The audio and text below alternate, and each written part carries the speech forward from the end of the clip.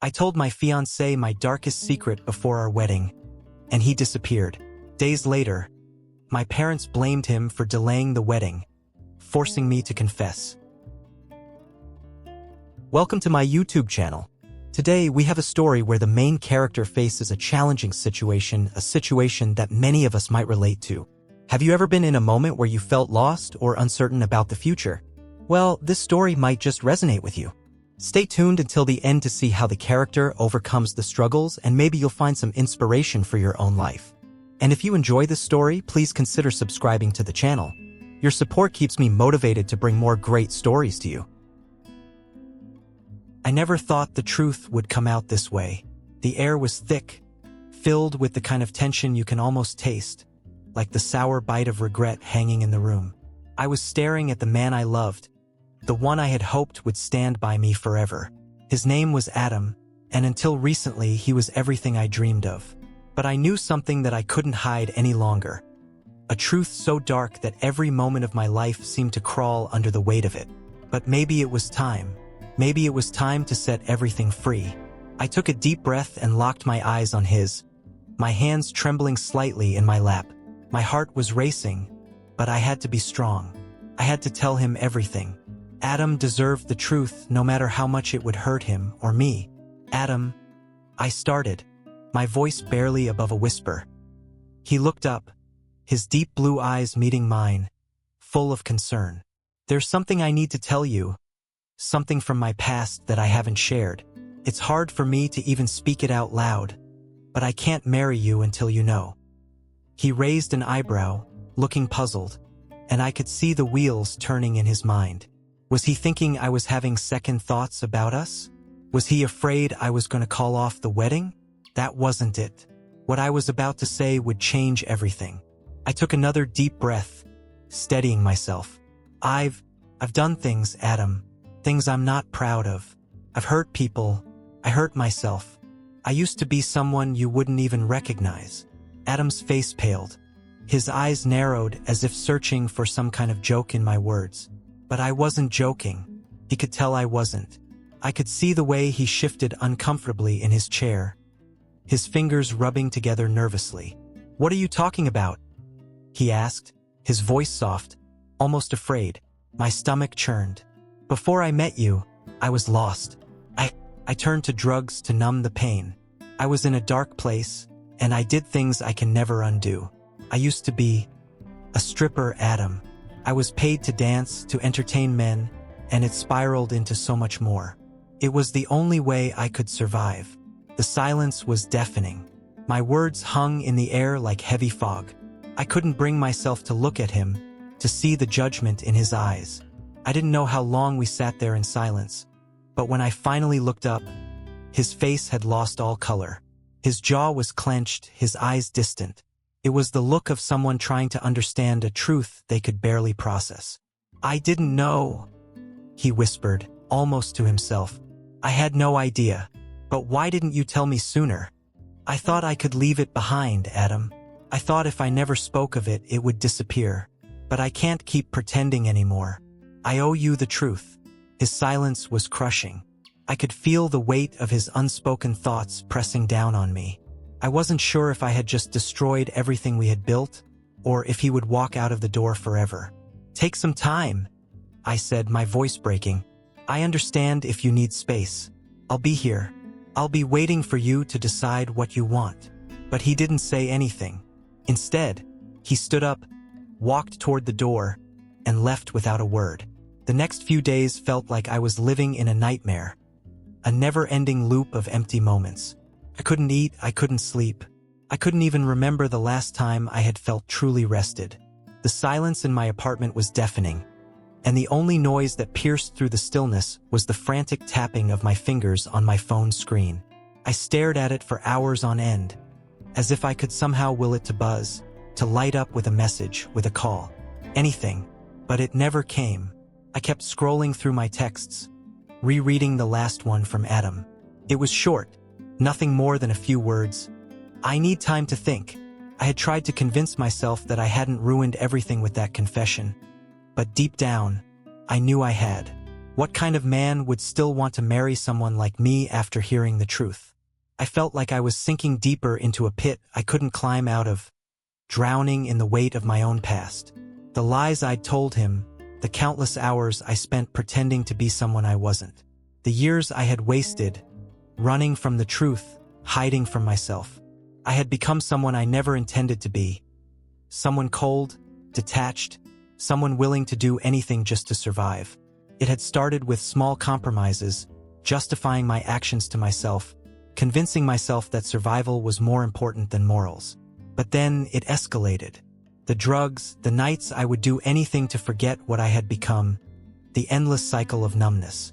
I didn't even recognize the girl I had been back then, the one who had let go of everything that truly mattered, the girl who had let herself fall into the shadows. The guilt gnawed at me, and no matter how much I tried to bury it, it always came back. I tried to fill the emptiness with work, with distractions, with anything I could find. But none of it worked. The emptiness only deepened. Every little thing reminded me of what I had done, of what I had been, and now Adam knew, and I had lost him because of it.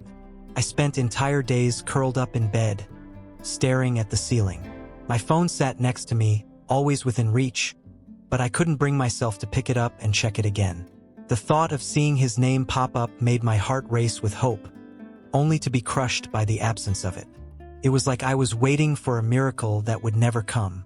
Everywhere I went, I felt like I was walking through the shadows of my own past, the specters of the decisions I'd made trailing behind me. I could almost feel them, whispering in my ear, reminding me of the darkness I tried to forget. The streets I walked down, the coffee shop I used to visit, the places where I had shared so many moments with Adam. Now they felt like alien landscapes. I no longer belonged there. Those places no longer held any comfort. They were just reminders of what I had lost. I couldn't talk to my friends about it. They didn't know the full extent of my past. They saw me as someone who had overcome adversity, someone strong. But they didn't know how much of that strength was a lie. I couldn't bear to tell them. I couldn't bear to tell anyone. It felt like opening a wound that would never heal. I had to live with this burden alone. The only ones I felt I could talk to were my parents, but even that felt impossible. I couldn't look them in the eye without feeling their silent disappointment. I felt like I was a failure, someone who couldn't live up to their expectations. The weight of their love, which should have been a source of comfort, only made the distance between us feel greater. They had always been proud of me, even when I didn't deserve it. But now I couldn't hide anymore, and I couldn't bear the thought of seeing the look of betrayal in their eyes. On the fourth day, just as I was about to give in to the crushing weight of the silence, I saw a notification on my phone, a text message. I froze, my heart skipping a beat as I quickly grabbed the phone, my hands shaking. I prayed, just for a second, that it would be from Adam. But when I opened it, I saw it wasn't from him. It was from Rachel. A wave of relief washed over me, followed by a sharp pang of guilt. Rachel had been one of the few people who knew about my past. She had been my lifeline when I was drowning, the person who had pulled me out of the depths during the darkest days of my life. She had helped me through rehab, through the hell I had put myself through, and she had never judged me. She was the one person I knew would understand, even if she didn't always know what to say. "Come over tonight," her message read. "We need to talk." I didn't know what she wanted to say, but I knew I couldn't sit here alone anymore, drowning in my thoughts. I needed to hear something, anything, that could help me make sense of everything that was falling apart. I needed someone to tell me that there was still hope, that I hadn't ruined everything for good. I grabbed my coat and left, not bothering to check my phone again. I didn't want to torture myself with the thought of Adam's absence. I needed to focus on something else, something that could pull me back from the edge. Rachel was the only one who had never abandoned me, the only one who knew me better than anyone else. If there was anyone who could help me find my way out of this, it was her. As I walked to her apartment, I tried to push all my thoughts of Adam out of my mind, but they kept creeping in. What if he didn't come back? What if I'd lost him for good? My heart ached at the thought, but I forced myself to take slow, deep breaths. Rachel was waiting for me, and that was all that mattered for now. She would help me sort through the mess of my emotions, just like she always had. Hey, are you finding the story interesting so far? If you are, make sure to subscribe to the channel so we can continue the adventure together. The best part is just ahead. When I arrived at Rachel's apartment, I could feel the weight of the world on my shoulders. The air outside was heavy with an impending storm, the sky a dull gray, and the chill in the air mirrored the emptiness inside of me. I knocked softly, unsure of what would happen next. Rachel was the one person who had always been there for me even when I thought I didn't deserve it. But today, the thought of facing her, of facing anyone, felt almost unbearable. When she opened the door, she smiled, but it was that kind of smile, the one that was trying to be comforting but didn't quite reach her eyes. She had that look of someone who already knew everything without me saying a word. Her eyes, soft and understanding, invited me in, but I hesitated for a moment, standing in the doorway trying to gather the strength to walk into the space that used to feel like a refuge. "Come on in, Sam," she said gently, stepping aside and letting me enter. "You look like you need to talk." I nodded quietly, feeling my throat tighten. My legs were heavy as I walked in, like I was dragging an invisible burden behind me when I didn't know how to shake off. Rachel was already sitting at the kitchen table, a glass of red wine in front of her. She motioned for me to sit, but I hesitated again, still feeling the past pressing down on me. I wanted to sink into the chair, to collapse into the familiar comfort of her presence, but it felt impossible. I couldn't let myself rest yet. She studied me for a moment, her eyes scanning my face as if looking for the cracks, the breaking points she knew were there. She knew me too well, too intimately, and in this moment, that only made the weight heavier. "How are you holding up?" she asked, her voice soft, a stark contrast to the turmoil that raged inside of me. "I don't know," I replied honestly, my voice trembling as I struggled to keep it together. "I've ruined everything. Adam." I told him everything, Rachel. And now he's gone. Rachel leaned back in her chair, letting out a slow sigh. She rubbed her eyes as though the weight of her own exhaustion had caught up with her. "I knew this would happen," she said softly, her tone quiet but full of understanding. "But you had to tell him. You couldn't hide from it forever." The words cut deeper than I expected. I had known deep down that Rachel would be the one to understand, but hearing it from her, hearing that she expected this, made the truth hit even harder. The guilt, the self-loathing, it all intensified. I had betrayed Adam's trust, I had pulled the rug out from under him when he had placed so much faith in me. He didn't deserve this, and yet I had pushed him away with the very truth I thought would set me free. But what if I lose him? I asked, my voice barely above a whisper, the weight of the question almost too much to bear. What if he can't accept me after everything I've done? After all the lies, the mistakes? I don't know if I can survive that, Rachel. I looked down at my hands, unable to meet Rachel's gaze. I felt so small in that moment, so broken. The thought of losing Adam felt like a void opening inside of me, one that threatened to swallow everything I had left. How could he ever look at me the same way again? How could he ever accept the woman I had become? Rachel's eyes softened, and for the first time in our conversation, I saw something that resembled compassion mixed with a deep understanding. She didn't have the answers, but she had the ability to give me a space to feel heard, something I hadn't realized I needed until that moment. She didn't judge me. She just let me exist in the rawness of my pain. "You've changed, Sam," she said, her voice steady but filled with the weight of her experience. "And he needs to see that. But he also needs time. Don't rush him. Let him process it. This is a huge thing for him to handle. It's not just your past he's dealing with, it's the fear of whether he can still love the person you are now." I felt a lump in my throat as I tried to process her words. Time. Could I really wait? Could I handle it if the time turned into days, weeks, months? What if Adam never came back? What if this was the end of something I had thought would last forever? "I don't know if I can wait," I whispered, my voice barely audible. The tears that had been threatening to spill over finally broke free, sliding down my cheeks. It was hard to admit that I didn't have control over the situation. It was hard to face the possibility that I might have already lost him, that nothing I did now could fix what was broken. Rachel paused for a moment, looking at me with a mix of concern and understanding. She didn't rush to offer false reassurance, but rather allowed the silence to linger between us, giving me space to feel the weight of my own emotions. "You can't control how he reacts, Sam," she said after a long pause, her voice tender yet firm. "You can't make him love you again. You can't rush through the process of forgiveness or healing. All you can do is be honest and be patient. If he's the man you think he is, he'll come back. But if not, you can't waste your life waiting for someone who doesn't see your worth." Her words landed heavily in the room, as if the truth in them had been sitting on the edge of my understanding for a long time, just waiting to be acknowledged. I couldn't rush this. I couldn't rush Adam's healing or his decision.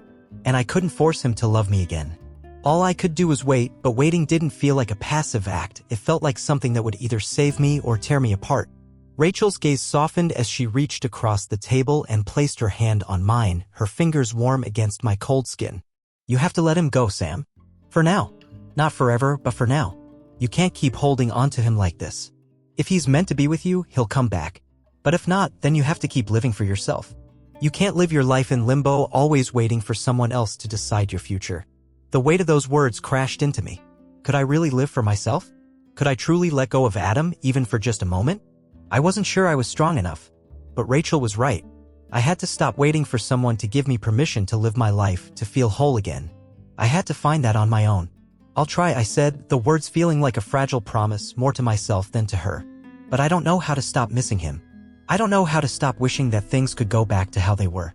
Rachel gave my hand a squeeze, and for the first time in days, I felt like maybe there was a small light at the end of this dark tunnel. Maybe, just maybe, I wasn't completely lost. It wasn't until another week had passed that I heard from Adam again. The days dragged on like the slow ticking of a clock, each minute heavier than the last. I spent those days caught between moments of intense longing for him and the crushing weight of self-doubt. I had tried calling, texting, hoping he would respond. But all I received was silence. I tried to convince myself that I was okay. I kept busy, work, friends, random distractions, but none of it filled the emptiness that gnawed at me. I still felt like I was walking through fog, waiting for the clarity to come. But as the days passed, that clarity never appeared. It was just me, alone in my thoughts, and Adam's absence was the loudest thing in my life. Then, one evening, just as the sky was turning dark and the wind was picking up outside, there was a knock on my door. I froze. My heart skipped a beat, then raced. I wasn't sure whether to hope or be terrified. For a moment, I thought it might be a dream, but the knock came again, more urgent this time, a gentle reminder that this moment was real. I opened the door to find him standing there, looking as conflicted as I felt. His eyes met mine, but there was something different in his expression. A softness, a vulnerability I hadn't seen before. It was the kind of hesitation that made my heart race in a way I hadn't expected. The uncertainty in his eyes mirrored mine, yet there was something undeniably sincere there too. Can we talk? He asked, his voice hoarse as though the words had been stuck in his throat for a while. It was strange hearing him like this, fragile, almost. It didn't match the confident, composed man I had known, but it matched the rawness of the situation we were in now. Without saying a word, I stepped aside and let him in. My breath caught in my throat as I watched him enter, his presence filling the space in a way I hadn't expected. The apartment, which had once felt so familiar and comfortable, suddenly felt small, almost suffocating. I've been waiting for you, I said quietly, my voice cracking despite my best efforts to keep it steady. The words were simple, but the weight behind them was everything. I had been waiting for this moment, the chance to hear what he had to say, to see if there was a way forward for us. We sat down on the couch, the silence between us stretching out like a long bridge. The air felt thick, heavy with words we both knew were coming but didn't know how to say. Adam sat a little too stiffly, as if unsure of where to place his body in relation to mine, like he was testing the waters, unsure whether we could be close again or whether the space between us was now permanent. After what felt like an eternity, he spoke. I've been thinking a lot about what you said, he began, his voice quieter than usual. It was almost as though he was choosing each word with extreme care, like it was his last chance to make things right. And I know I can't just erase your past. His eyes lingered on mine, searching for something, maybe reassurance, maybe some sign that I was still the person he once loved. I nodded slowly, my heart aching. I had never expected him to forget what I had done, nor did I want him to. The past wasn't something to be erased. It was a part of me, a dark part, but a part of me nonetheless. The weight of that truth settled in my chest. I had made mistakes, and now I had to face the consequences. But he paused, taking a deep breath as if gathering strength. But I'm willing to try, Sam. I'm willing to work through this with you if you're still willing to fight for us. His words hung in the air between us, and for a moment I felt like I couldn't breathe. A part of me wanted to jump up and run into his arms, to throw myself at him and beg for everything to go back to how it was before. But the other part, the part that had fought to change, to be a better version of myself, knew that this moment couldn't be rushed. It was fragile, a delicate thread between us that I didn't want to snap by acting impulsively. Tears filled my eyes as I reached for his hand, my fingers trembling as they brushed against his. I could feel his warmth, but it was almost like I was afraid to hold on too tightly, afraid that if I did, the moment would shatter. I'll do anything, I whispered, the words coming out broken and raw. I'll prove to you every day that I'm not that person anymore. I'm not perfect, but I'm not that girl anymore. Adam squeezed my hand, his grip firm but gentle. For a moment, it felt like everything I had been longing for, everything I thought I had lost, was suddenly within reach again. He wasn't perfect either, I knew that, but his willingness to meet me halfway was all I needed to start rebuilding. Then let's start over, he said, his voice steady now, as though a weight had been lifted from his shoulders. We'll rebuild, piece by piece. Together. As he spoke those words, I felt a surge of hope that I hadn't realized I had been holding onto. For the first time in days, I could see the possibility of something new. We weren't going to erase the past, but we could face it together. Slowly, carefully, we could rebuild what had been broken. I looked into his eyes, and in that moment, I knew something for certain: the love we had was worth fighting for. It wasn't going to be easy, and the road ahead would be filled with challenges. But as we sat there, holding hands, I knew that this was the start of something new, something real. Together, we would rise from the ashes of the past. Together, we would rebuild what we had lost. Conclusion. This story is a journey of redemption, self-acceptance, and the rebuilding of love that was tested by the weight of past mistakes. It shows that no matter how broken someone feels, there is always hope for healing and starting anew as long as there is love and honesty in the relationship. Through Samantha's struggle, she learns that true love isn't about perfection, it's about acceptance and the willingness to grow together no matter the past. So, what do you think? I'd love to hear your thoughts and feedback. Don't hesitate to leave a comment below, share your impressions, or ask any questions you might have. And if you enjoyed this story, don't forget to hit the like button and subscribe to stay tuned for more chapters and new adventures. Your support means the world to me, and I can't wait to share the next part of this journey with you. Thank you so much for listening, and I hope to see you again in the next story.